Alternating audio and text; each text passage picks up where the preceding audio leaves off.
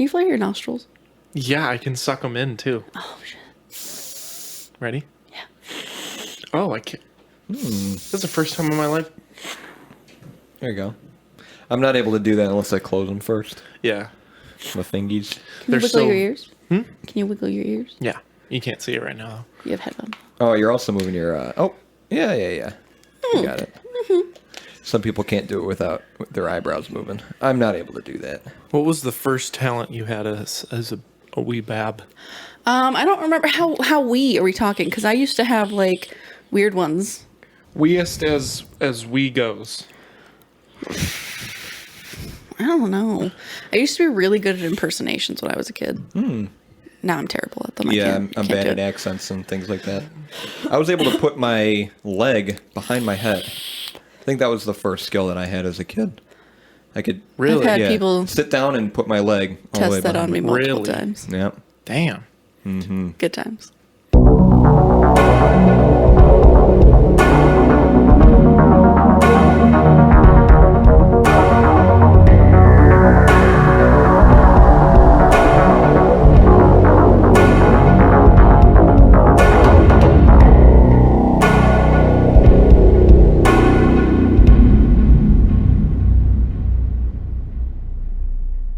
Welcome to the 44th episode of Beer and Fear. Oh, we're just diving in. We're just going in. My name is Zach. My name is Paige. My name is Jack. We got Jack here again. Yeah, baby. Thanks for letting me come. I'm excited. We're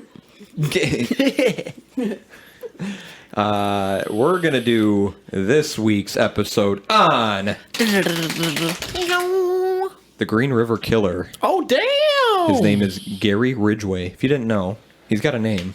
Now you do. The Green River Killer. He was a killer.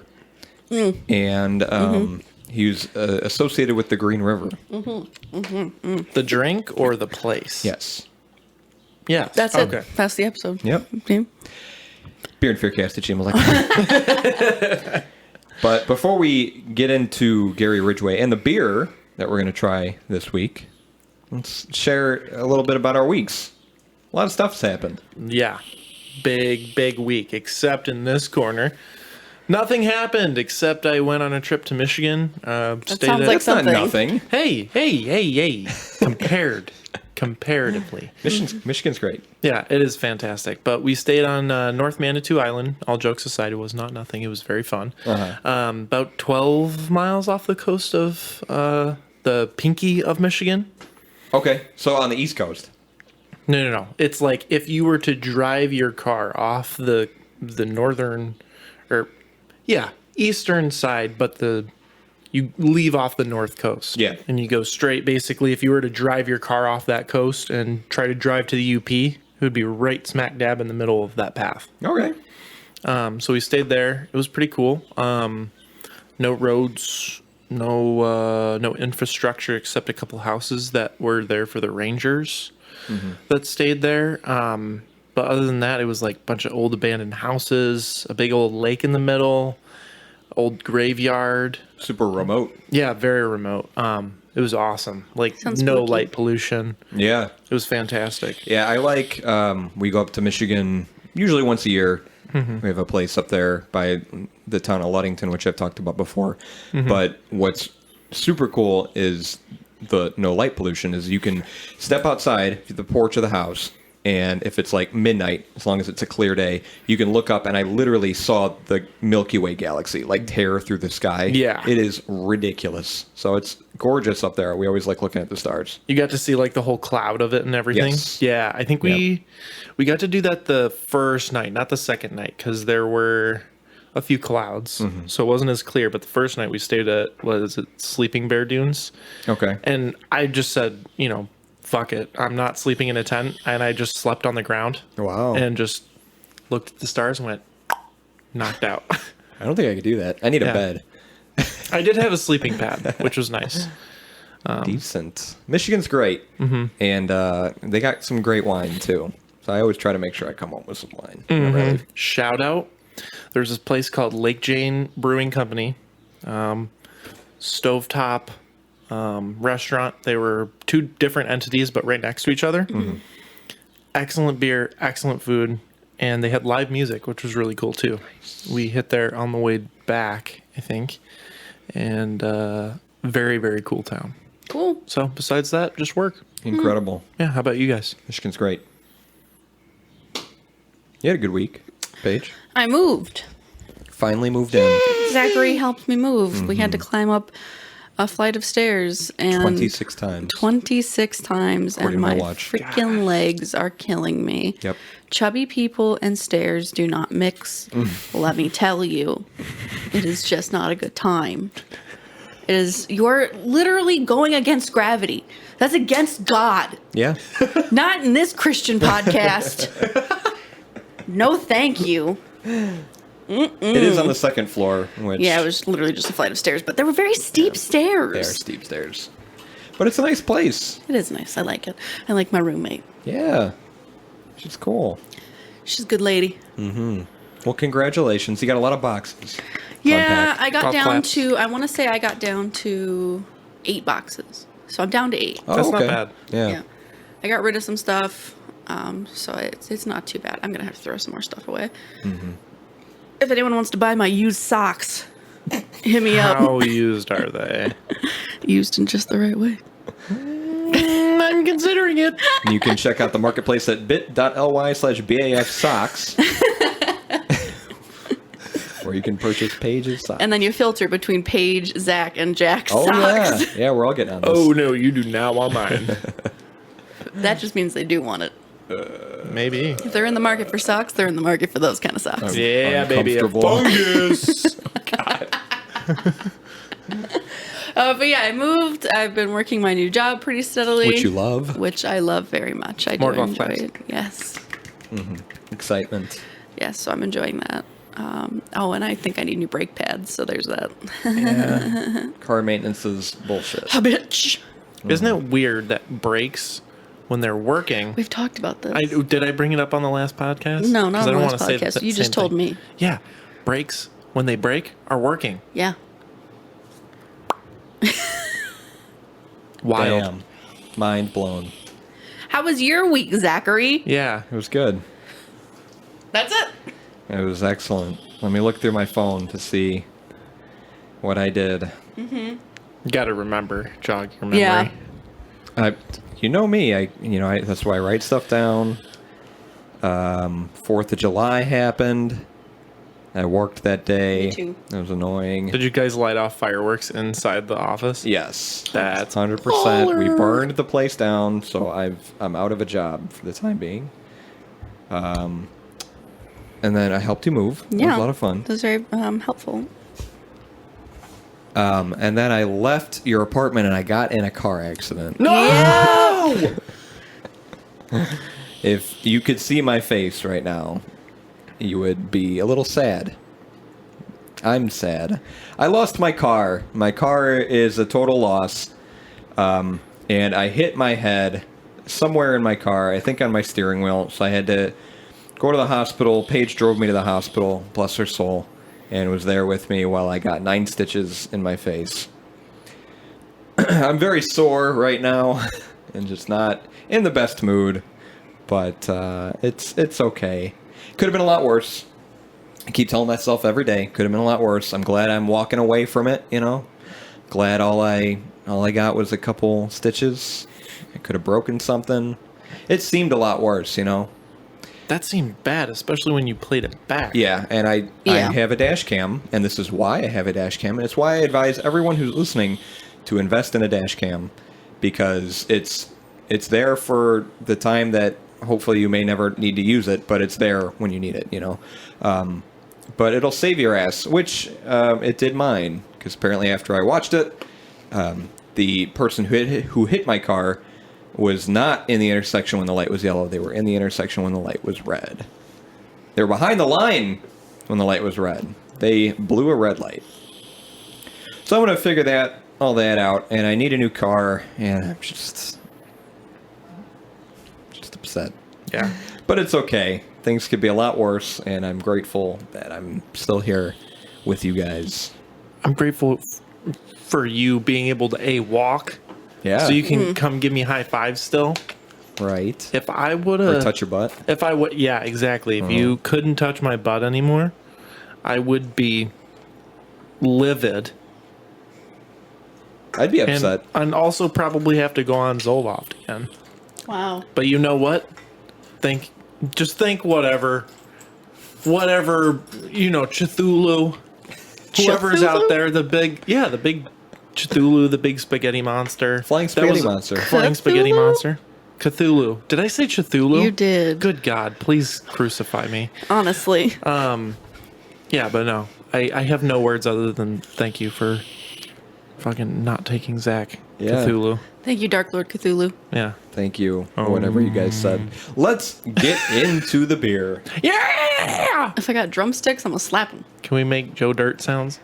Oh my god. I have not seen that movie in so long. Same. The beer. I better be excited for this beer. Oh, come on. Don't do that. No, it's cool. I think you'll like it. It's a little different. It's actually a lot different. It's a lot different. The beer that I picked out for the Green River Killer is called Discovery Amber Ale by Greens. I was gonna say, is it because they discovered? And they discovered a lot of bodies. Discovery Amber Ale is the beer by Greens. It's just Greens. It's not Greens Brewery. It's not whatever. It's just Greens. So Greens, much like Saint Arat, is another microbrew beer company that doesn't have a physical tap room. And this particular beer was actually produced with the help of, I'm going to butcher this, De Prof Brewery? De Prof Brewery. You're killing this. You got it. It is Belgian? Whatever. Is it Belgian? The language they speak in Belgium? Belgian? Belgish. Is Belgish a language? It's Proefbrouwerij. De Profbrewery. Heck yeah. I think they speak French in Belgium. Oh, I'm sorry. It's a Flemish brewery, if I read Oh. my next word. Founded in 1996 by Dirk Nouts and his wife, Saskia. Dutch, French, I knew Belgish wasn't real. The brewery is located in the village of Lochristi, Belgium, near Ghent. You know, Ghent. Oh, it's right by yeah. Ghent. I go there all the time. It's right next door to Ghent. My dad was born right by there. Wow. No, for real. I'm not making that up. In, I like Belgish. in Ghent? Yeah, by Ghent. Oh. Okay. Yeah. The altarpiece of Ghent. They operate as a rental brewery, Look it up. creating beers for third-party brewers as well as producing their own beers. So Greens used this Flemish brewery to make their beer. The Greens story. In 1988, Derek Green had a problem. He had to avoid the gluten in barley and wheat, and at that time in the UK, indeed Europe, there was no gluten-free beer available. A miserable life without beer lay ahead. A natural entrepreneur, though, he traveled across Europe at the start of the century, getting brewery doors slammed in his face. The response was not good. Too complicated, and why bother were common refrains. So began a long process of discussions, meetings, trials, false hopes, and dead-end trails. Breweries did not want to know about production that did not exist, and one that could not be quantified. The breakthrough. The breakthrough came in 2003 when he met an eminent Belgian professor of brewing, whom by coincidence had a daughter who also needed to avoid gluten, and there began a relationship with the mutual goal of brewing a beer made from alternative grains to barley, one that would be naturally gluten and wheat free. After numerous trials, in May 2004, Greens launched the UK's first ever naturally gluten-free beer from alternative grains, named, not surprisingly, Discovery. So we're trying the first one. Pretty quickly, once the awards started rolling in, the range of gluten-free beer expanded, and they started to be exposed to more and more countries eager to try this new range of beers. Today, Greens still produce the original Discovery Ale, plus dry hopped lager, India Pale Ale, triple, and double, all of which are produced with 100% gluten-free raw materials. Developing the range in 2008, the professor established a means of extracting safely and consistently gluten from conventional beers brewed with barley malt. This created the opportunity to provide wider choices, and Green's Premium Pills and Golden Ale were launched the same year, followed in 2010 by the bottle-conditioned beers Dark, Amber, and Blonde. These gluten-free beers continue to be brewed by Belgian craft breweries to this day, and they all have European accreditation to be called gluten-free, meaning a safe beer for celiacs and choice from the largest range in the world. That was all from their website. That is wild. It's a lot of information. Yeah. First ever gluten-free beer in the UK. This is the description from their website. Bottle re-fermented and naturally gluten-free, the original and first beer produced by Greens. Serve at cellar temperature, available in selected independent retailers or buy online now. This is an amber ale, as the name suggests. So from craftbeer.com, the American Amber Ale is one of the most widely enjoyed styles throughout the United States and serves as a cornerstone style of the American craft brewing revolution. American Ambers are darker in color than their pale ale cousins, the presence of caramel and crystal malts lending a toasted toffee flavor along with the perception of a fuller body when compared to beers without such malts. Amber beer showcases a medium-high to high malt character with medium to low caramel character derived from the use of roasted crystal malts. The American Amber is characterized by American variety hops, which lend the amber ale notes of citrus, fruit, and pine to balance the sweetness of the malt. As with many amber beer types, American Amber Ale is a highly versatile companion to American cuisine, particularly foods that are grilled or barbecued, as roasted malts complement seared, charred, and caramelized proteins, making this ale beer type a perennial favorite at backyard cookouts. Pair with barbecue, medium cheddar cheese, and banana pound cake. Okay. I'm down with that. Tasting notes from Greens, a medium-bodied amber ale with a subtle caramel and nut flavor nuances. Refined herbal hop aroma and finish, and it got the 2011 USA Vegetarian Times Foodie Awards Best Gluten-Free Ale. Ingredients are naturally gluten-free: water, buckwheat, millet, sorghum, hops, brown rice, and yeast. ABV is 6. IBU is 32. Ooh. Before, this does have a score on Beer Advocate. But before I read it, I think let's try the beer first. And out of 100, Oh, you want to score rank it? let's see. If we were Beer Advocate, where would we score this? Yeah, Okay. out of 100. Let's give it a shot. Make this interesting. Oh, yeah, baby. So when you were describing the APA, right? Or American Amber Ale, sorry, the AAA. So I remember you saying UK. So is this a UK version of that? Or is it still considered an American Amber Ale because of how it's brewed?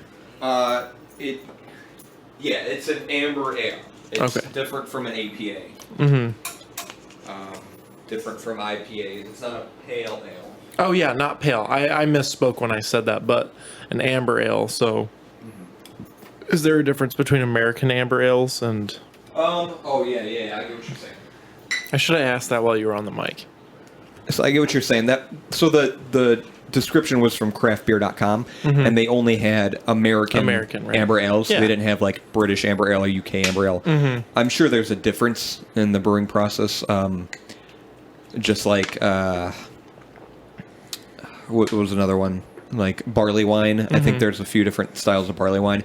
UK and American barley wine. Yeah. Or stouts, American versus English stouts. So there are slight differences between the two. I couldn't find anything at craftbeer.com that talked about it, but Interesting. Yeah. No, I just wondered. we got 2 bottles here. The last two. Yeah, the last 2 that this Benny's had, they were nice enough to put them aside for me. This is 1 pint and 0.9 ounces, fluid ounces. So a little over a pint in each bottle. And we're going to split these in between 3 glasses. Oh, good timing. Wait. Wait. What am I doing? That's why I don't use that one. Oh, yeah. Interesting. Let me smell it out the bottle. Let me Somebody- smell it up the bottle. Get a bottle smell. Thank you. Always need a bottle smell. It smells like old lady perfume. That's weird. It smells like my deodorant. Wait. Hold on a second. Do I use old lady perfume? Let me smell your armpits. Okay, come on over. Oh, that's a lot of walking. Smells a little like cat litter. You said that about Famosa.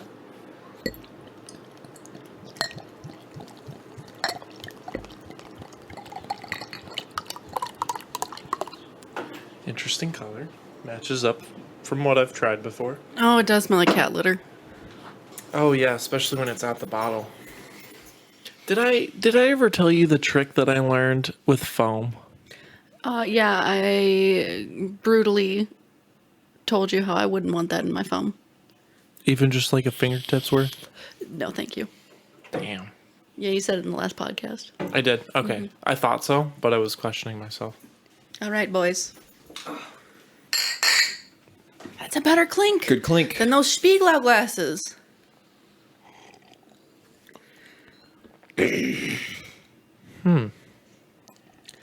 I don't know what that is. Your face. I don't know what that is. A bad time. I feel like the aftertaste isn't good. Nope. No. The whole taste isn't good. How it lingers. Yeah. And you said you thought I'd like this. You were just being optimistic for no reason. Oh man, I really don't want to like trash this. I said that going into this season of episodes, I was going to be brutal. Yeah. And consistently I have been. All right. Hey, well, remember I one of the earlier episodes I said this is not good beer and fear. that is very This is true. beer and fear. That is very true. So we had beers like Famosa. Paige has had beers like Sequence she's not a fan of. You're wrong. So this is the podcast where we try beer, regardless of... I just didn't want to go straight in for the fucking throat, but I'll just say it. This tastes like if I would imagine the runoff of the Green River from the stories that we're going to be talking Yeah. about mixed with cat piss. It's just not good. Nope. No. No. And like if I picked up a bunch of gravel... and then I put it in a pot and then held a cat over the pot and had it Yeah. pee in the Yeah. pot. Yeah. Swirled it around, took a spoon and Sipped it. sipped it. Yeah. Yeah. It strong cat vibes from this. Just the ammonia of cat piss. Mm-hmm. That is what I am getting from Yeah, this. it's just very harsh and there's no smoothness or roundness to it all. It's got a very bitter aftertaste, and Extremely like, bitter. and the taste in it is very nasty. Jesus, I'm trying to give it an opportunity, so I'm sipping it, and I just regret it every time. Yeah, I don't know what that... I mean, there's nuttiness, but it's like stale acorns. I just can't get over the smell. Maybe like like- when you're taking a drink. Yeah. Like The smell's not good. No. I found a way to absolutely not. enjoy it. You swallow without tasting. Oh. Yeah. Oh. You just chug it. Wait, hold on. Oh, that does work. Yeah, you Oh, just it's- don't let it settle it's on your better. tongue. Yeah. Now, I didn't look at these bottles. Ah, the aftertaste comes up right back. Have you tried the burp yet? It's not great. God. I did try the burp, and the burp was a no-go. I didn't look at the bottles. I wanted to make sure it wasn't expired. It is not expired. It says best before January 21st, 2023. It says rediscover beer. Yeah, I'm discovering bad beer. It's... No, I don't... Is that your bad beer sound? That's the bad I don't beer need to do alarm. more words. I can just make sounds. I don't know if it's necessarily the lack of gluten that's contributing to the poor taste, or if it's just that this isn't a good beer. Thank you. Did you smell that? No, but 'Cause I did. I can taste it. Yeah. I wonder how much that does. Have you tried other gluten-free beers? No, this is the first gluten-free Here beer. or outside of the podcast? Nope. First ever, and that's partially why I picked it. Yeah. I mean, I picked it because the name, the brewery. I looked at the Beer Advocate review before, and I was like, "Fuck it, I'm not changing my mind. Yeah. I'm getting this beer." Okay. Stick to your guns. So That's admirable. Did you want us to guess what we think the review is? Yeah. So, do you know how Beer Advocate? You've been on Beer Advocate, right? And you've heard us score. So Yeah. they have their tiers. I think it's like 90 to 100 is outstanding. Like 85 to 90 is very good. 80 to 85 is good. So they and then there's like world class, which is like 95 to 100.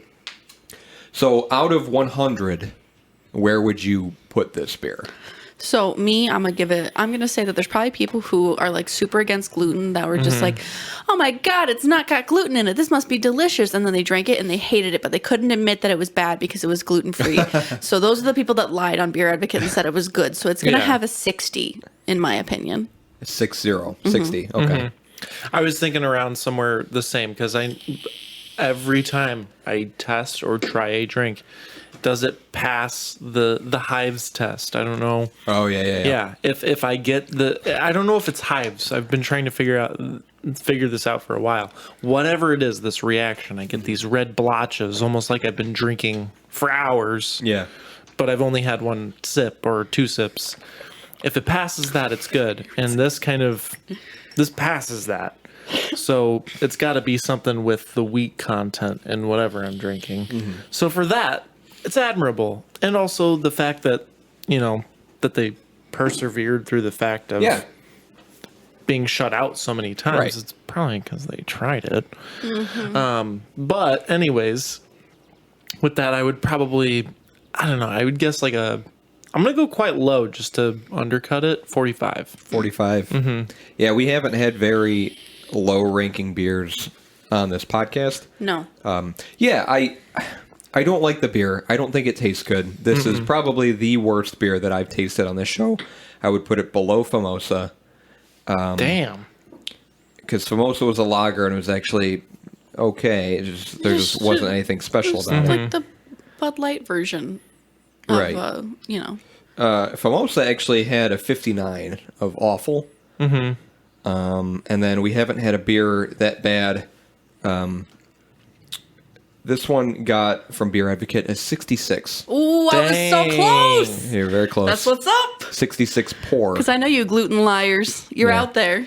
It's ranked 314 in this style and 50,511 overall. It's got 53 reviews, 65 ratings with an average rating of 2.49. Yep, those are apt. That apt makes ratings. sense. Yeah, 66 pour. And again, I saw this on Beer Advocate. I saw the beer. I was like, let's just try it. I know it's not going to taste good. I didn't have my hopes up for it. But it's cool that this brewery's doing that, providing gluten-free beers to people who can't drink gluten. Sure, keep them in the loop. But they're really missing out, I got to say. I guess to somebody who can't have gluten, who, can't have beers that have gluten in it, this is probably good to them. And they have other beers in the lineup, which I talked about, and some of those are ranked and rated higher than this one. Sure. So We're not going to count you out entirely, Green. yeah. Greens. We'll be back whatever you're again. called. We'll give you another chance. And plus, this is the first one. Who's to say that the other ones aren't fucking fantastic because they worked out whatever they worked out. Try the other greens. This beer was a. I knew it was going to be bad, and I picked it anyway. Hey, but I admire that though. It's like what is it? The Feel it in my teeth. What's the dumb fucking poem from? Robert Frost? No, not Robert Frost. Take the road less traveled? No. Oh, I'm sorry. No, it is dumb. Well, the poem's not done. The replication of it is dumb, but. No, the Light Brigade from Blindside. That's what it was. Where they're like, well, we're all going to die anyways, but we're just going to go with it because that's kind of the right thing to do. You stuck with your guns, Zach. Yeah. And that's what's important because you said it, and it's true. This is not good beer and fear. This is beer and fear. I feel the badness in my molars. Yeah. In your molars? I would feel upset if all we tried was good beers. Yeah. If what we did was look at Beer Advocate, see if it got this rating or higher, and then approved the beer. I want to try shitty beers. Yeah. Because I want to know what they taste like. I want to have stuff to compare it to. Because when I have a beer like Terradome... Oh, God, I almost puked. Because then when I have a beer like Terradome, it lets me appreciate it that much more. That was a great beer. Exactly. I saved one for you. You did? Yeah, Pterodome, yeah. That one right on the end there. You are a goddess. It's incredible. I also have some Vlad if you want one. Stop. Still got Vlad left over? Dude, those are the two beers I've been excited about. And I've been like, I gotta find it. Gary Ridgway, full name Gary Leon Ridgway, was born February 18th, 1949 in Salt Lake City, Utah. USA, baby. USA. That's where Utah's at. He is considered the country's deadliest convicted serial killer. He has claimed to have killed as many as 80 women, many of whom were prostitutes. Not a safe profession. Ridgway grew up in what became SeaTac, Washington. His father was a bus driver and his mother was a sales clerk. The younger Ridgway later claimed that his mother engaged in inappropriate behavior. Notably, he alleged that after wetting the bed, a habit that persisted into his early teens, fucking lame ass, she would wash his genitals. At some point, he began fantasizing about killing her, and in the mid-1960s, he stabbed a young boy. After graduating from high school in 1969 at the age of 20... Okay, this story just ramped the hell up. It's just... Ridgway served a 2-year stint in the U.S. Navy and later settled in the Seattle area, where he worked as a truck painter. Over the next 30 years, he married 3 times and had a son. Just one? Just the one. Just the one? All right. Usually people in that time are like, I'm going to have a couple kids with this wife, what's the couple kids American with age? this. Mm-hmm. The American dream or whatever? 2.5 kids. Oh, yeah. I know what you're saying. You know? In 1980, Ridgway was arrested for allegedly choking a prostitute, but no charges were filed after he claimed that the woman had bit him. 2 years later, he was arrested for solicitation. Ridgway was believed to have begun his killing spree shortly thereafter. His first victim was thought to have been a 16-year-old girl who went missing after leaving her foster home in July 1982. Her body was found a week later in the Green River. Over the next 2 years, Ridgway raped and killed more than 40 women, many of whom were prostitutes or runaways. A number of Ridgway's early victims were later found in or near the river, giving rise to the nickname Green River Killer. Other bodies were discovered in remote wooded areas. After 1984, he committed several more murders, the last occurring in 1998. Which also is the year, to bring it full circle, that the beer... Holy cow, yeah. The Oh, that's brewery funny. was the created. brewery was started. Greens. Oh, that's funny. Another mind-blown moment. Holy shit, guys. Fuck. By August 1982, police believed that a serial killer was at work, and they eventually formed a special task force. Ridgway soon became a suspect. In 1983, he was questioned in the disappearance of a prostitute who a witness claimed that had gotten into his truck. Ridgway denied the allegations and passed a polygraph in 1984. Detectives later discovered a 1982 report about police finding Ridgway with a prostitute in a parked car. 2 years later, a body was found nearby. In 1987, law enforcement officials obtained a search warrant for Ridgway's home and work. However, none of the items, including carpet fibers and ropes, could be linked to the victims. They also obtained a DNA sample from Ridgway, but the technology then available was unable to match it with semen recovered from the bodies. However, following the advent of more sophisticated tests, a match was made in 2001, and Ridgway was arrested later that year. I saw that detail while doing my research. I thought that was very cool. So, they got his DNA. Technology didn't exist at the time to convict him, but they kept it. They kept the case open, and then later on, once they had the technology available, they... I'm just imagining a fridge full of sperm samples. These are all the guys we need to convict, and Yes. all of their children. This is our backlog of testing. And all of their children. Although he initially proclaimed his innocence, Ridgway soon confessed to the crimes, stating that he wanted to kill as many prostitutes as possible. He targeted sex workers because he thought they might not be reported missing and because he hated most of them. In 2003, he accepted a plea deal in which he was sentenced to 48 consecutive life sentences without the possibility of parole. In addition, he agreed to reveal the location of undiscovered bodies. Many speculated that he was responsible for more deaths, and in 2013, Ridgway said that he had murdered upwards of 80 women. Mm-hmm. Holy shit. But they had only found 40 something. Yeah. Which I believe in his confession, he actually... I think he confessed to a few of them, of the 48. I think a few of them were cases that weren't actually even connected to him in their suspicion. Yeah. There was a couple of them where they were like, oh shit, that was you? Okay. Right. Thank you. Right. Appreciate that. Yeah. Most of his victims were very young. Yeah, I was looking through that chart too. There were, what were some of the ages? 15, 16. That looks like the oldest is 36. The youngest is 14. There's one that's There's 21. It's a wide range. 14. Yeah, but youngest is anywhere from they said it's a scale, so it's an unidentified woman, and the scale is 14 to 18 years old. Wow. Very upsetting. And I think there's Extremely. some of those victims are still obviously yet to be found and yet to be identified as well. I think that's a good place I can cut in. Yeah, if you want. I don't think I have anything else to add. Sure. It's a good summary. I wish this beer was good so I could continue drinking it. Oh, I wanted to mention, as a young child, Ridgway was tested with an IQ of 82. Oh, wow. So he had low intelligence. And his academic performance in school was so poor that at one point in high school, he had to repeat a single school year twice in order to attain grades decent enough to pass. His classmates at Tai High School, or Tai, describe him as congenial but largely forgettable. So, I think the combination of the mommy issues and the low IQ and obviously his childhood, his upbringing, played a big part into how he became who he was. Sure. I mentioned how he stabbed a child. When he was a teenager, he stabbed a 6-year-old boy who survived the attack. He led the boy into the woods and then stabbed him through the ribs into the liver. Oof. According to the victim and Ridgway himself, Ridgway walked away laughing and saying, "I always wondered what it would be like to kill someone." It's a pretty good sign. You got a potential serial killer on your hands. I mean, I think that was something where I was reading about, like, that is something that every serial killer has done is they go out and experiment in their young age.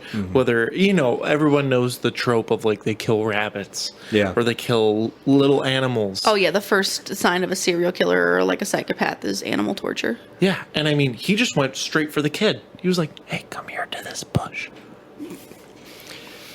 That reminds me, when I was growing up at my mom's house in Romeoville, I had a neighbor who was around my age.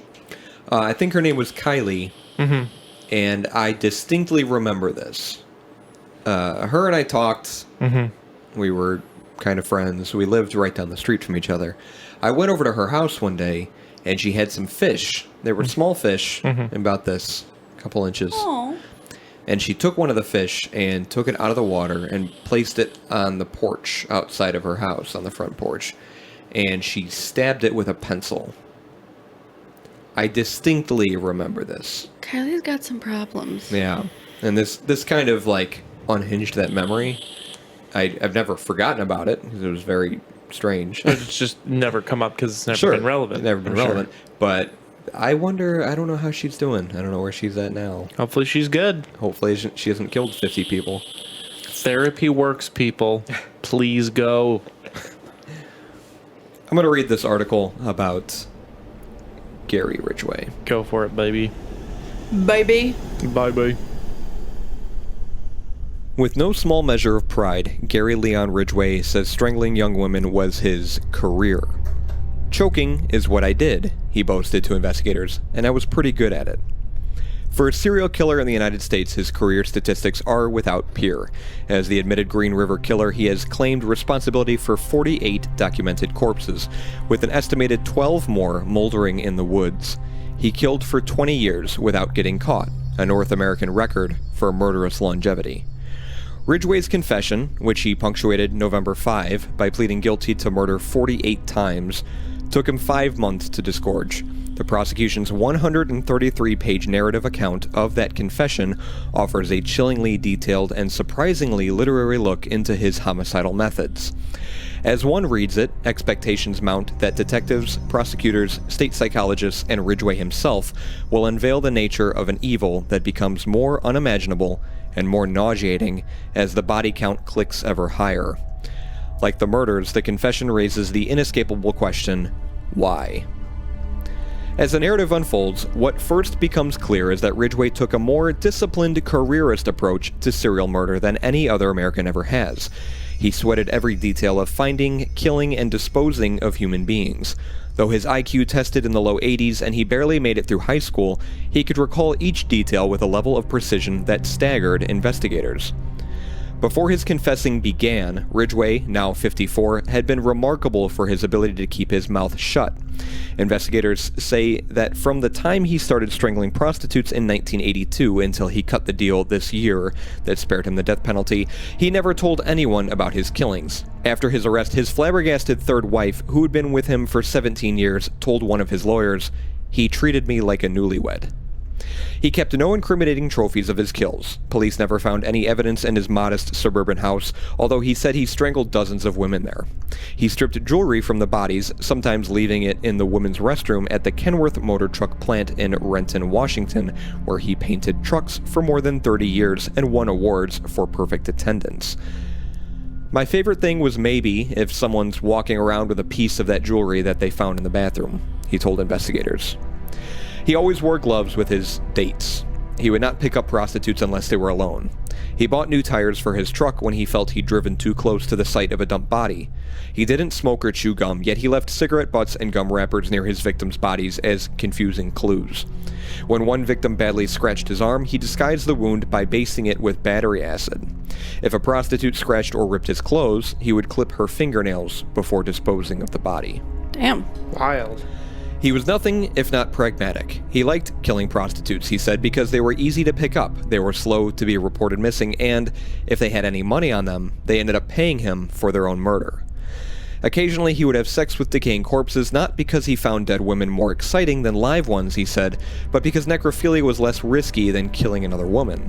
If he pulled a muscle while dragging a body out into the woods, he said, he would claim a work-related injury and collect workers' compensation. It was after his second divorce in 1981, when he had custody of his son on alternate weekends, that Ridgway got very busy. He lost a lot of sleep between 82 and 84, he said, killing at least 42 women. Then, in 1985, Ridgway met his third wife at a gathering of Parents Without Partners. By then, he was well acquainted with detectives from the Green River Task Force. He'd first been questioned in 1983 when someone told police they saw a young woman on the night she disappeared get into a truck similar to Ridgway's. He denied picking her up, and police moved on. His name surfaced several more times, but Ridgway passed a polygraph test in which he denied killing any women. In 1987, he finally gave police something useful: a saliva sample. Ridgway was caught in 2001 thanks to a DNA match using that saliva. Everyone who knew Ridgway well expressed amazement. One brother, who grew up sleeping in the same bedroom and who had gone on family outings with him up until the time of his arrest, told police that Ridgway had never behaved abnormally. Longtime coworkers and former girlfriends echoed this assessment. "He was not a loner," said the King County prosecutor in a summary of the evidence against Ridgway. "He controlled his anger. He had no significant known juvenile criminal history. He was either married or had a steady girlfriend all of his adult life." And yet, the prosecution's summary asserts, those who thought they knew Ridgway best did not know him at all. Ridgway's gift was to bury evil so deeply in the trappings of an ordinary life that it did not exist except on the nights when he was out polishing his career skills. Research has found that most serial killers were sexually and physically abused as children. In addition, many show symptoms of mental illness and have some form of physical brain dysfunction, such as fetal alcohol syndrome or injury from a fall. The case of the Green River Killer, who got away with more documented murders for more years than any American ever has, suggests that he was in a class of his own when it came to riding herd on whatever demons motivated him to kill. "His containment is amazing, especially given his pride in what he did," said Reed Malloy, a forensic psychologist and associate clinical professor of psychiatry at the University of California in San Diego. To have strong feelings of pride in one's career as a serial murderer and then not communicate that to anyone for 21 years is a measure of remarkable discipline. Malloy, who specializes in the study of sexual and serial murder and is author of The Psychopathic Mind, said Ridgway seemed to focus obsessively on self-preservation. "His sexualized homicidal aggression is very narrowly channeled and does not carry over into any other antisocial behavior," he says. And consider how he compares with three of the best-known serial killers: Ridgway, by contrast, stayed close to home. The woman disappeared just a few miles from where he grew up, where he worked, and where he owned a house. And Ridgway was also careful about corpses. He made elaborate plans to dispose of bodies in the Green River, in ravines, and along heavy wooded roads, in such a way that the pattern did not suggest where he lived. Ridgway silently rejoiced in his banality. He told investigators that it was the secret of his success. "I look like an ordinary person," he says. "Here's a guy, he's not really muscle-bound, he's not look like a fighter, just an ordinary John, and that was the prostitute's downfall. My appearance was different from what I really was." At the end of their narrative, the prosecutors ask, why did Ridgway kill? It's a question that Ridgway himself was utterly incapable of answering. Queries about the torment he inflicted on his victims or other families seemed to puzzle him. The women he killed meant nothing to him, he said. So meticulous about everything else, he had a devil of a time remembering their faces. And the prosecutor's answer was a non-answer. He suffered from no mental illness that would absolve him of responsibility for these crimes. In 5 months of interviews, he displayed no empathy for his victims and expressed no genuine remorse. He killed because he wanted to. He killed because he could. He killed to satisfy his evil and unfathomable desires. As for remorse, one of Ridgway's lawyers, Michelle Shaw, strongly disagrees with the prosecution. It was Shaw, after meeting with Ridgway once a week for 17 months, who coaxed him to confess his crimes, in exchange for life in prison. She broke through to his secrets, she says, on April 9th in the King County Jail. She says she did it by telling him that his family would always love him, no matter what he had done. The confession produced a major change in Ridgway's behavior, Shaw said. She described his behavior since then. He frequently breaks down in tears. He worries about whether news of his crimes will ruin his elder brother's marriage. He thanks God that his mother, who died 3 months before his arrest, is not around to learn the truth. He talks about how any profits from a book or movie about his crimes should go to the families of the victims. In Shaw's view, Ridgway does not fit the usual psychological profile of a serial killer. Defense psychiatrists, she says, found him to be devoid of any significant mental health problem or brain deficit. Gary does not fit the profile of anything, she said, eagerly showing a photo album of him on camping trips with his extended family. Both of his brothers have successful lives in Seattle, Shaw said. When Ridgway's older brother read the prosecution summary, he threw up all night. In the family pictures, though, the Ridgways looked relaxed and happy. Gary, in particular, looks handsome, fit, normal. That is the mystery to all of this, the lawyer said. There was, however, a problem with Mom. Family pictures show her to be a shapely, dark-haired, and attractive woman. She worked for most of her life as a sales clerk at JCPenney in Seattle. His father was a bus driver who died in the early 90s. Ridgway told the prosecution's forensic psychologist that, as a teenager, he was sexually attracted to his mother, and that he fantasized about killing her because of what he'd been thinking about her. When he was 15 or 16, Ridgway stabbed a 6-year-old boy, he said, just to see how stabbing worked. He told the psychologist that he was interested in stabbing because of his feelings about his mother. "I thought about stabbing her in the chest or in the heart, maybe cut her face and chest," he said. Ridgway told the psychologist about wetting the bed until his early teens and that he had vivid memories of his mother washing his genitals afterwards. When outside experts on serial murder learn about this, they pounce on its fundamental importance. His mother's behavior, they agree, helps solve the mystery of Ridgway's motivation. They agree, too, that the washing was almost certainly part of a much greater pattern of inappropriate sexual contact. "That is the tip of the iceberg," said Pincus, the neurologist in Washington. "Don't believe that is the only thing that happened that was untoward." To Malloy, the psychologist at UC San Diego, the implications are obvious. For an adolescent, having your mother wash your genitals would be highly exciting and arousing, but it would also be humiliating, he said. With humiliation would come rage towards the mother. That is very common in serial murders, displaced matricide. Unconsciously, he is killing his mother over and over again. Malloy said that although Ridgway's mother probably helped mold his psychopathic mind, her actions alone were an insufficient explanation for his behavior. Most sexually abused children don't become serial murderers. In all likelihood, Malloy said something that was already a part of Ridgway's personality was set off by his mother's actions. A substantial body of research with serial murders suggests that a central aspect of their personalities is a callous and unemotional disregard for the rights and feelings of other people. It is something they are believed to be born with. Nature, not nurture. Science is now supporting what was conjecture 50 years ago when we would talk about the bad seed, Malloy said. Ridgway told investigators that there was something fundamental that was missing in him, something other people had. Caring, he said. Still, he didn't believe he was such a bad guy. When a psychologist asked him to rate himself on a scale of 1 to 5, with 5 being the worst kind of evil, Ridgway thought for a moment. I'd say a 3. 3? The psychologist asked.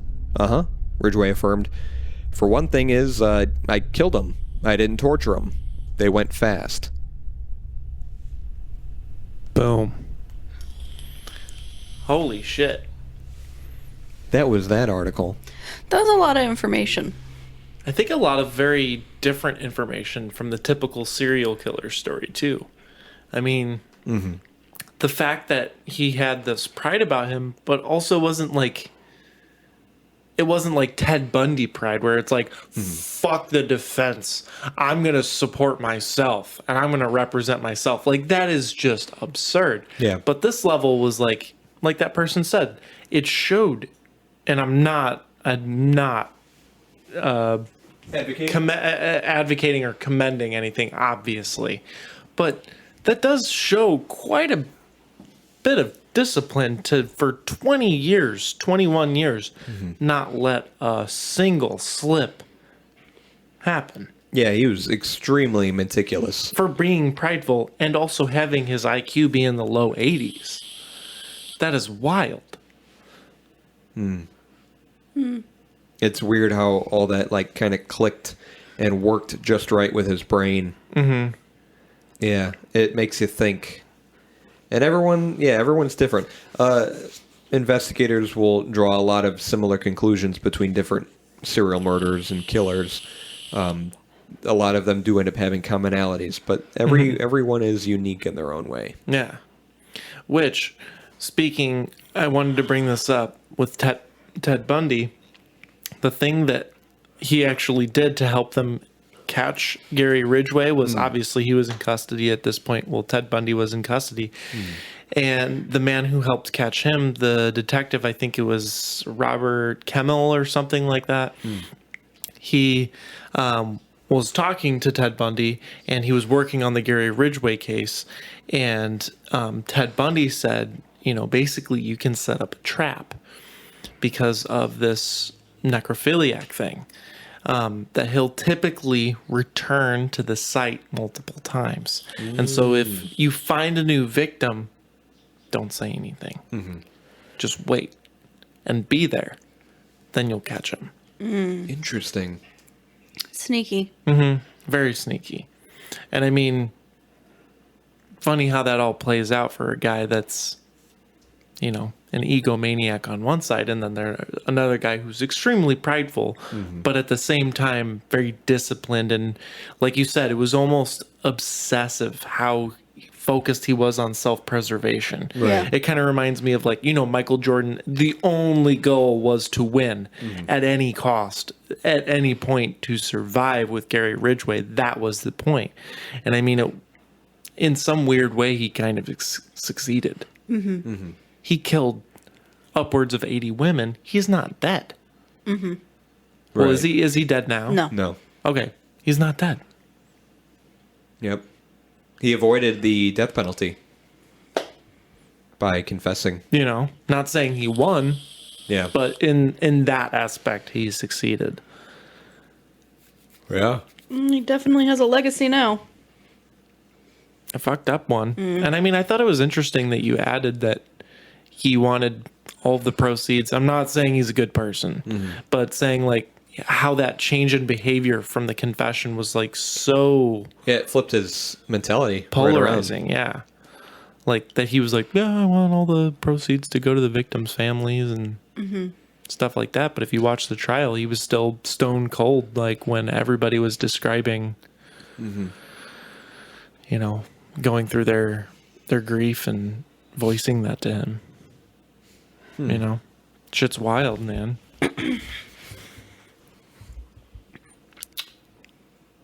What did you think of the beer? It was a little poopy.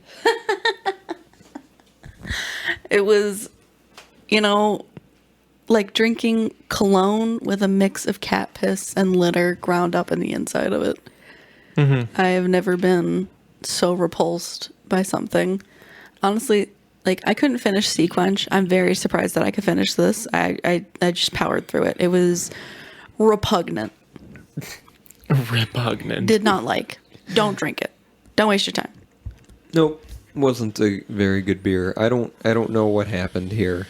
I don't know if the guys over at like, are you guys trying your beer? Are you popping a bottle open every now and then, taking a swig? Like, hey, what? Man, I've heard in Belgium the nuns feed.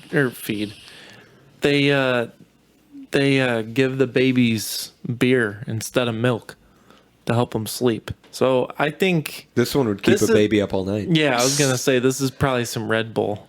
They're like, the baby's like, ugh, fuck, dude, Jesus, get that out of my face. So they probably try it and they're like, oh, it's just a darker roast. Greens has other beers, and give it a shot. Try if you've never had gluten-free beer before. Try it. Don't try this one, but gluten-free beer is interesting. I'm glad they're doing what they set their minds to. This isn't a good beer. Well said. Mm-hmm. Anything to add? Well, just hms and ha's and that shit was wild. Oh, also, I think let's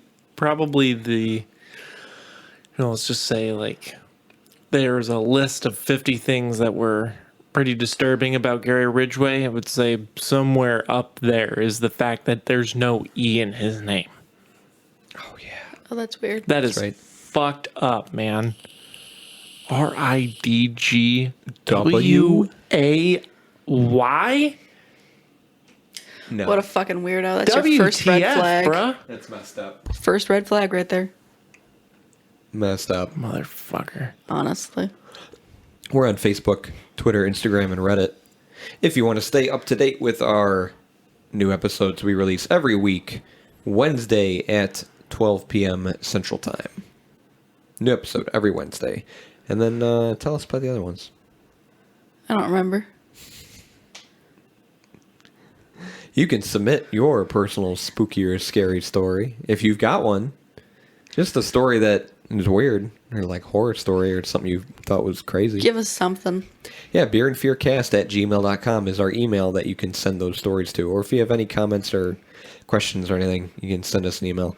And then there was one more thing. No, that's it. Submit your stories, submit your beers. Submit your stories and submit a beer with your story. If you're going to submit a story, submit a beer. I feel like we're getting the worst of this. Have a good day.